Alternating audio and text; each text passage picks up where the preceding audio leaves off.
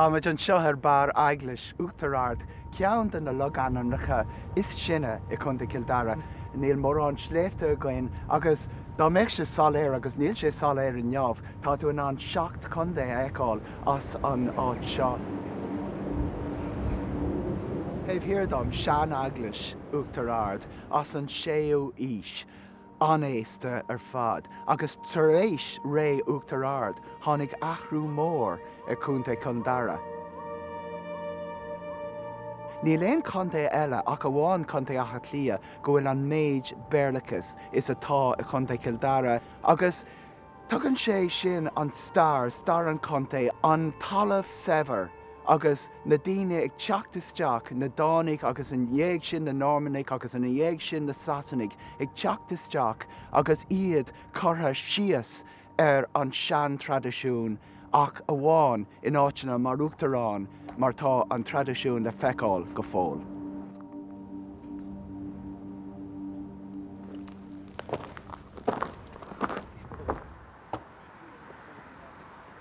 Táimid an seo I Clownings.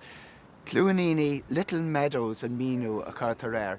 Ach dear an seoige in éide go de agus tá an ceart aige go rud casta é clúin, fecha nó park agus an fhlachas ar an teoran.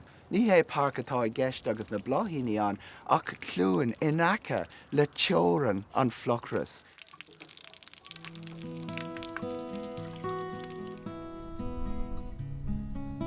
Táid an seo an bailíonacha I lár na tailte fhlacha in lár an fhlachras.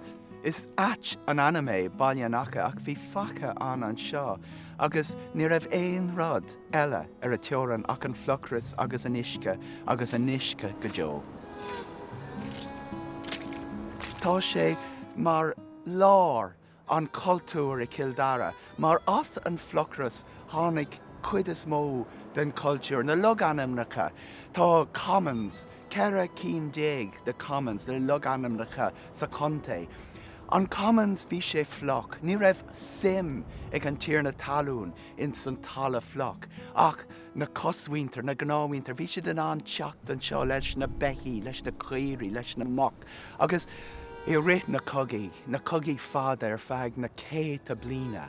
Bhí seansig na éireannig, dul isteach, únsaí ar na Sasannaigh, agus fille arás an seo. Mar ní raibh éon saidiúr in an teacht an seo. Ní raibh an achan ar an tír ar an talamh acu. Tá talamh na Severas I Kildare in áit eile, seo é talamh an Bachtanis, ach tá Severas eile le fáil an seo, an ciúnas, na dachanna, agus ag feitheamh le rún an fhlachras, ag feitheamh an lá ar fad san áit clóite seo.